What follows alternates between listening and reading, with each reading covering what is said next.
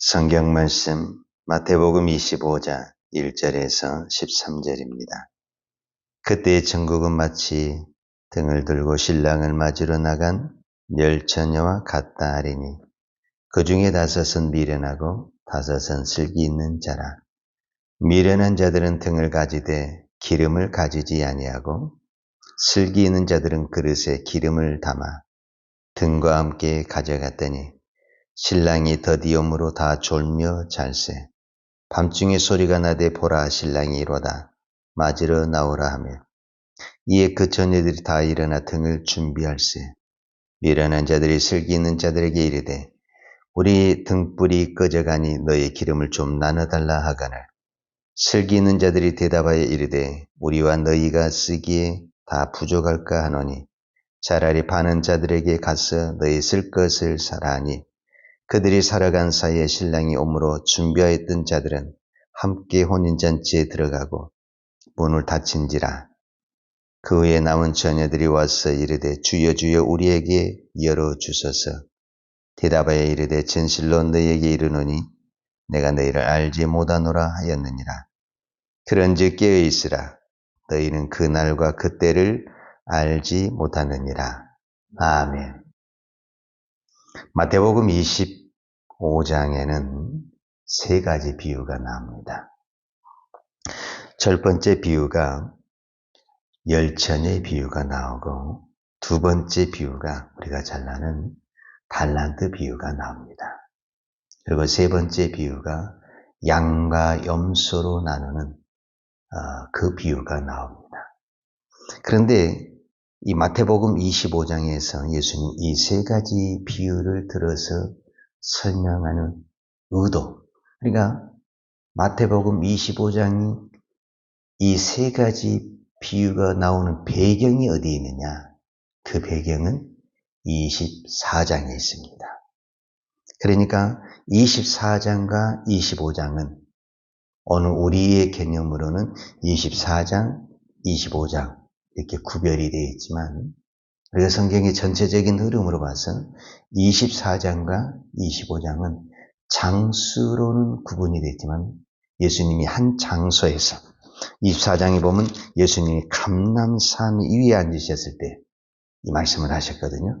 그래서 그 자리에서 같이 한 말씀이 24장과 25장에 연결된 말씀이다라는 거예요.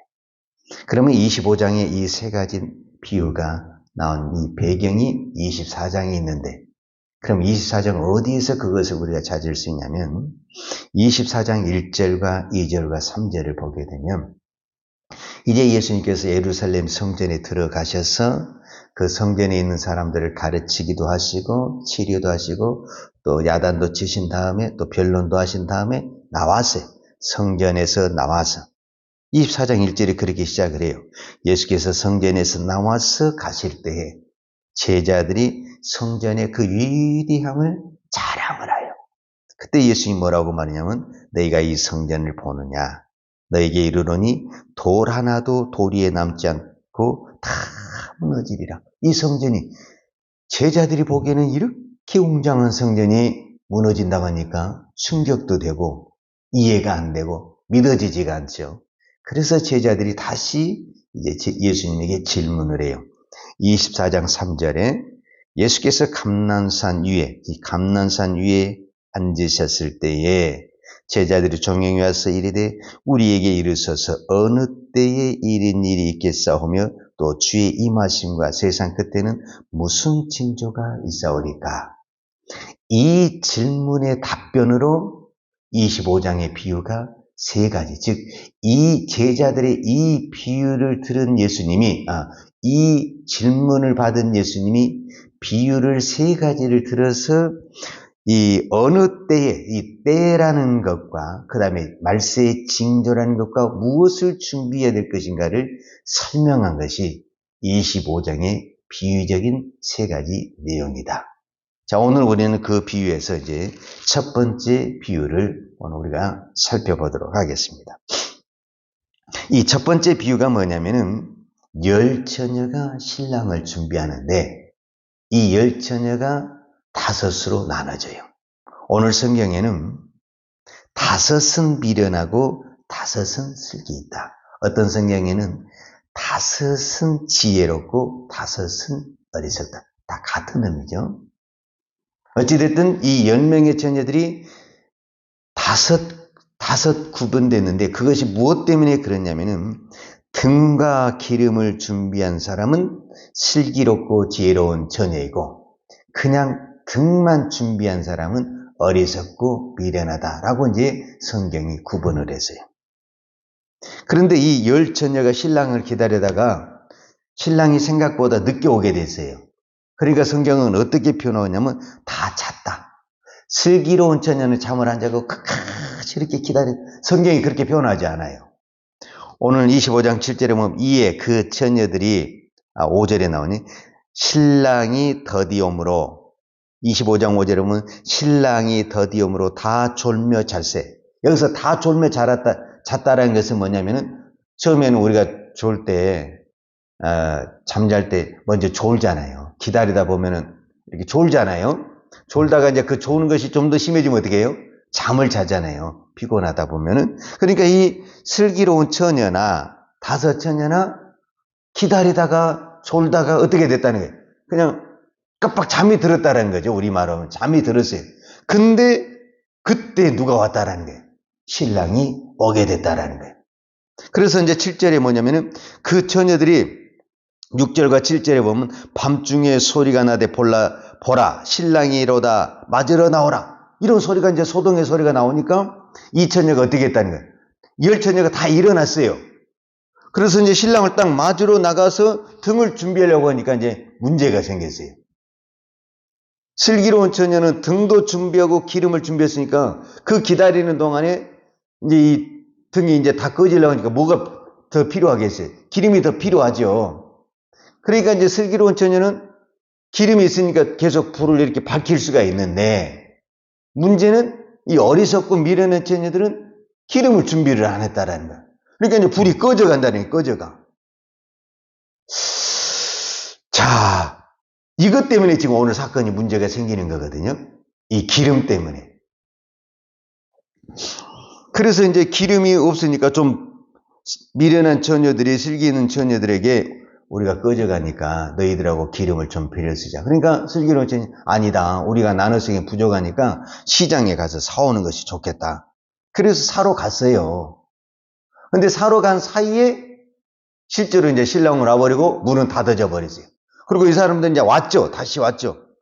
그래서 이제 문을 열어달라고 주여 우리에게도 문을 열어주소서. 그런데 예수님이 뭐라고 말하냐면은 여기서 신랑은 예수님이라고 표현할 수가 있는데 이 12절에 보면 대답하여 이르되 진실로 너희에게 이르노니 내가 너희를 알지 못하노라 하였느니라.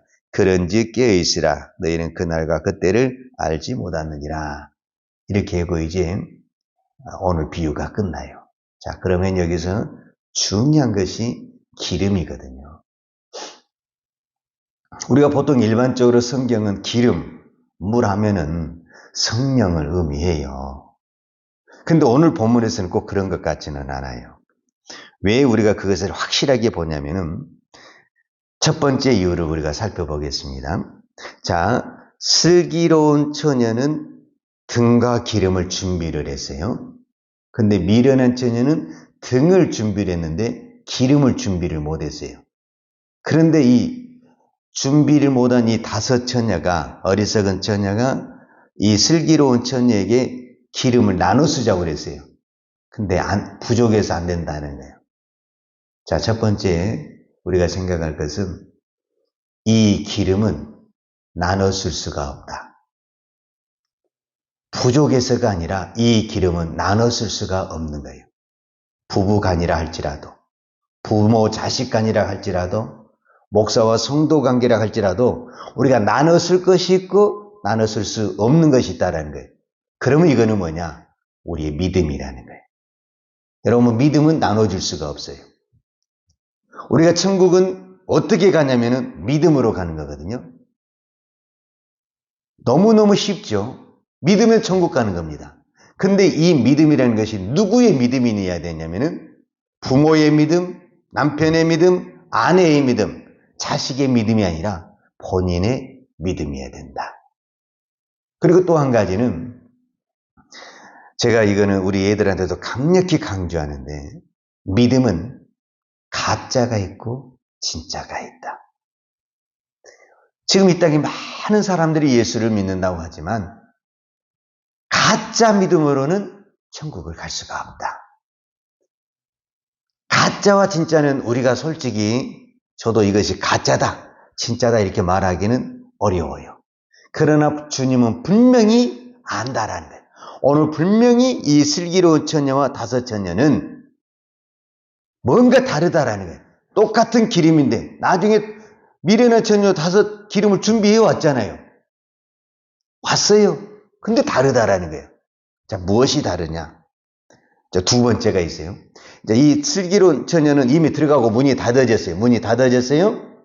근데 이 어리석은 처녀들이 다시 예수님에게 왔잖아요. 신랑이 와서 문을 열어주라고 하잖아요. 그러면 무엇이 준비됐다라는 거예요? 기름이 준비됐죠. 기름이 준비됐으니까 다시 온 거잖아요. 그러면 이 기름을 어디서 났냐? 우리가 이 본문에 보면 시장에 가서 사오라 이렇게 말을 했거든요. 그러면 분명히 이 어리석은 처녀들은 급하게 내려가서 시장에서 사왔다라는 거죠. 성령은 돈을 주고 살 수가 없는 겁니다. 믿음은 돈을 주고 살 수가 없는 거예요. 근데 내가 이 믿음을 돈을 주고 샀다. 그러면 그거는 뭐라는 거예요? 가짜라는 거예요. 가짜. 여러분, 우리가 이 시대에 목사들이 참 많죠. 또 교회 직분자들도 참 많죠. 우리가 이런 유언비도 많죠. 저거 다 돈으로 산 거야. 돈으로 산 거야. 우리가 그런 소리를 듣죠. 그래서 모든 사람들이 그 사람을 목사로 알고 있지만 저거 가짜야. 다 돈으로 산 거야. 여러분, 어떻게 목사라는 직분을 돈으로 살 수가 있습니까? 그럼 이거는 가짜라는 거예요. 우리의 믿음을, 우리가 가진 이 성령을 돈으로 살 수가 없습니다. 만약에 그걸 돈으로 산 것이라 한다면은 그거는 가짜라는 겁니다. 이와 비슷한 내용이 성경에 있어요, 실제적으로. 여러분, 우리가 성경을 보게 되면 어디에 그 성경이 나와 있냐면은 마태복음 7장에 보면은 무엇이 나와 있냐면은 마태복음 5장, 6장, 7장이 우리가 산상수훈인데 마태복음 7장 이 산상수훈 마지막 부분에서 어떤 제자들이 예수님께 나와서 이렇게 말을 해요. 나더러 주여 주여 하는 자마다 다 천국에 들어갈 것이 아니요 다만 하늘에 계신 아버지의 뜻대로 행하는 자라야 들어가리라. 그날에라는 것은 오늘 25장 1절에 그때에 같은 의미거든요. 다 종말의 의미를 가지고 있는 거잖아요. 그때에 나더러 많은 사람들이 주여 주여 우리가 주의 이름으로 선지자 노릇하며 주의 이름으로 귀신을 쫓아내며 주의 이름으로 권능을 행하지 아니했나이까 이렇게 말을 한다라는 거예요. 근데 그때 예수님 분명히 말한 거예요. 뭐라고 말을 하느냐? 그때 내가 그들에게 밝히 말하되 내가 너희를 도무지 알지 못하나니 불법을 행하는 자들아 내게서 떠나가라. 이렇게 말씀하셨다라는 거예요.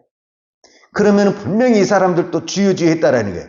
오늘 미래는 다섯 처녀가 주여 주여 우리에게 문을 열어주소서 하는 것처럼 이 마태복음 7장에서도 그들도 주여 주여 우리가 주의 이름으로 귀신을 쫓아내고 주의 이름으로 권능을 해. 근데 뭐라고 말하냐면 알지 못한다라는 거예요. 알지 못한다. 마태복음 7장에서 예수님은 알지 못한다. 오늘 25장에서도 알지 못한다. 이 알다라는 것은 뭐냐면 관계라는 건데 관계. 이 관계는 특별히 부부적인 관계, 친밀한 관계, 인격적인 관계, 밀접한 관계를 말하는 거예요. 근데 예수님과 그 주여 주여 하는 사람들의 관계가 없다라는 거예요. 관계가. 그래서 모른다라는 거예요. 여러분, 우리가 우리나라 대통령을 우리가 알죠. 이름도 알고 얼굴도 아죠.